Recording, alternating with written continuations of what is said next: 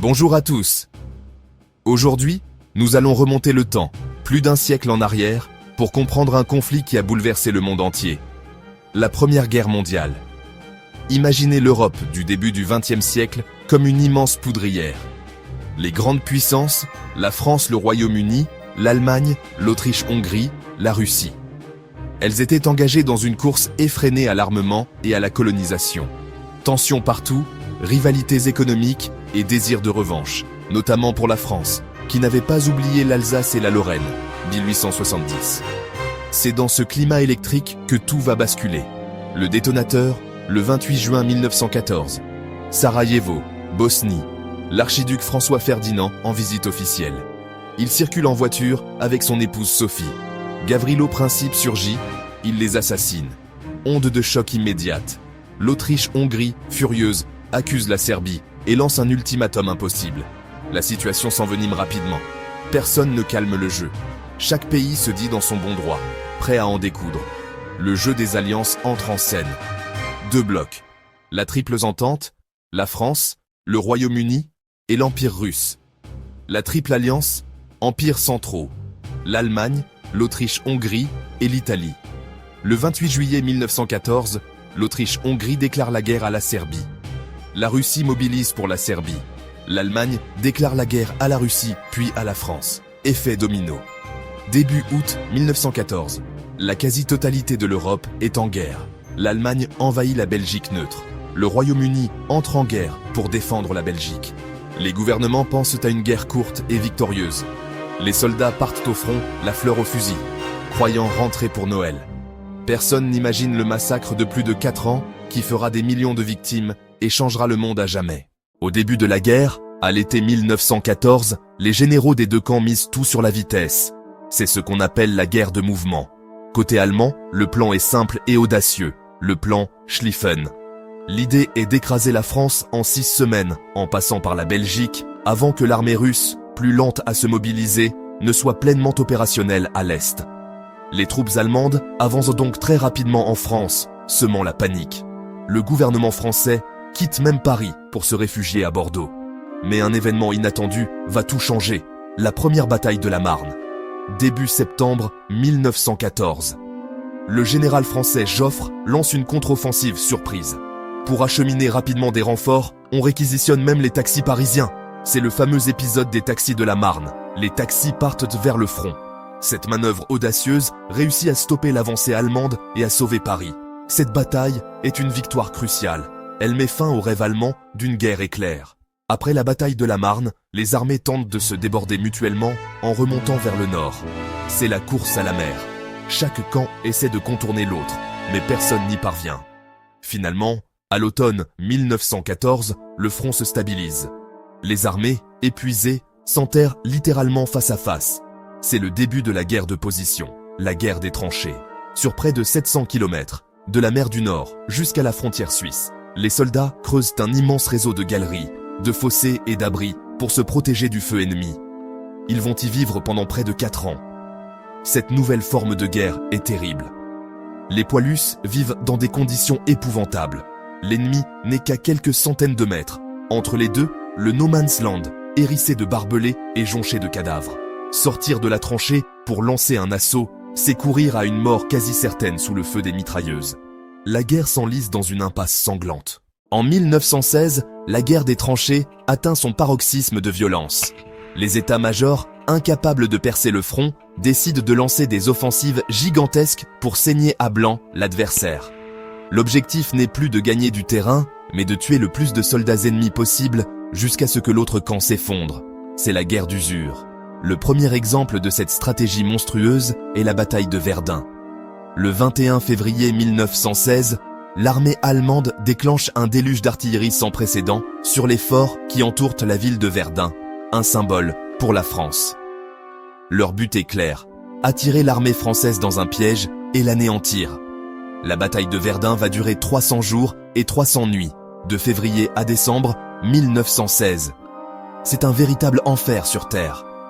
Les soldats français, sous le commandement du général Pétain, résistent héroïquement. On ne passe pas. Une route, surnommée la Voie sacrée, ravitaille sans interruption. Finalement, les Allemands ne parviennent pas à prendre Verdun. Mais le prix à payer est effroyable. Plus de 700 000 victimes. Morts, blessés, disparus. Répartis presque équitablement entre les deux camps. Pour soulager Verdun, les Britanniques et les Français lancent leur offensive plus au nord, le 1er juillet 1916. C'est la bataille de la Somme, célèbre pour sa première journée, la plus sanglante de toute l'histoire de l'armée britannique. En une seule journée, près de 60 000 soldats britanniques sont mis hors de combat, dont environ 20 000 tués. Les généraux avaient ordonné d'avancer en ligne, pensant l'artillerie suffisante, mais les mitrailleuses allemandes, bien abritées, les ont fauchés par milliers. Jusqu'en novembre, la Somme devient une boucherie. Gains minimes, pertes colossales, plus de 1 200 000 victimes, nouvelles armes, gaz et les chars d'assaut britanniques. Imaginez vivre pendant des semaines, voire des mois, dans un fossé étroit et boueux. Voilà le quotidien des poilus, le surnom affectueux donné aux soldats français. Leur vie était un combat permanent, non seulement contre l'ennemi, mais aussi contre les éléments et les conditions d'hygiène déplorables. La boue était partout, collante, gelée, envahissant les abris, envahissant les vêtements, envahissant la nourriture. Quand il pleuvait, torrent de gadou. L'hiver, le froid était mordant, et les soldats souffrèrent de gelures, notamment aux pieds, ce qui pouvait entraîner des amputations. En plus de la boue et du froid, une vermine omniprésente.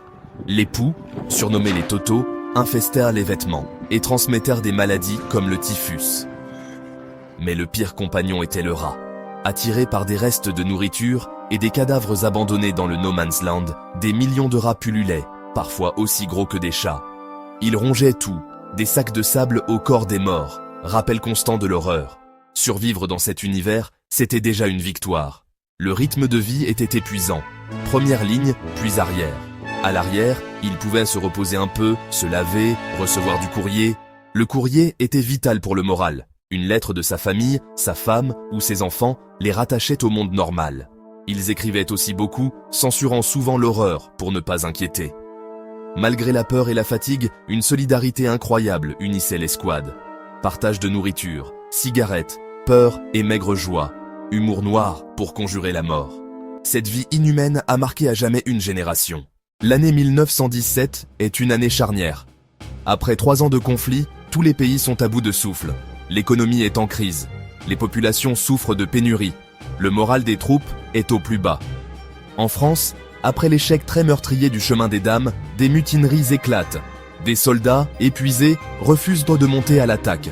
Le général Pétain, nommé à la tête de l'armée, calme la situation en améliorant les conditions de vie et en arrêtant les grandes offensives. Pendant ce temps, la révolution russe, en février puis en octobre 1917, 2 révolutions secoussent la Russie. Les bolcheviks de Lénine prennent le pouvoir. Ils retirent la Russie de la guerre. En mars 1918, le traité de Brest-Litovsk est signé. Pour l'Allemagne, excellente nouvelle, plus de guerre sur 2 fronts, transfert massif de troupes vers l'ouest. Mais une nouvelle grande puissance entre en scène. Le 6 avril 1917, les États-Unis déclarent la guerre à l'Allemagne. Pourquoi? Guerre sous-marine à outrance, navires civils coulés et télégramme Zimmermann proposant une alliance au Mexique. L'entrée en guerre des États-Unis est un coup terrible pour les empires centraux. Les Samis mettront des mois à arriver, mais apportent un immense soutien matériel, économique et surtout moral. C'est la promesse d'hommes frais et de matériel neuf. L'Allemagne comprend qu'elle doit gagner vite. Une course contre la montre s'engage. Au printemps 1918, l'Allemagne joue son va-tout. Libérée du front russe, elle lance l'offensive du printemps, Kaiserschlacht, la bataille de l'empereur, pour percer avant l'arrivée massive des Américains. Nouvelle tactique d'infiltration, troupes d'assaut, les Sturmtruppen surprennent les défenseurs. Au début, ça marche. Les Allemands avancent profondément. Ils bombardent Paris, la Grosse Bertha. Puis, l'offensive s'essouffle. Soldats épuisés, manque de réserves et de matériel. Les Alliés tiennent bon sous un commandement unique. Le maréchal Foch dirige. Les renforts américains arrivent en masse. Chars, aviation, troupes fraîches. C'est l'offensive des 100 jours. Les lignes allemandes sont enfoncées les unes après les autres. L'armée allemande recule partout. En Allemagne, la situation devient intenable. Faim due au blocus, morale au plus bas, mutinerie dans la marine, révolution. Guillaume II abdique et s'exile. Le 11 novembre 1918, à 5h15 du matin, des représentants allemands et alliés se réunissent dans un wagon de train, en forêt de Compiègne, près de Retonde. Ils y signent l'armistice. À 11 heures précises, les clairons sonnent le cessez-le-feu. Après 4 ans de combat, les armes se taisent enfin. Incrédulité puis joie, fraternisation. Paris et Londres en liesse. Mais la joie est assombrie par l'ampleur du désastre humain et matériel. Le monde ne sera plus jamais le même. La fin de la guerre révèle un bilan humain absolument terrifiant. Au total, la Première Guerre mondiale a mobilisé plus de 70 millions de soldats. Près de 10 millions ont été tués et environ 20 millions blessés.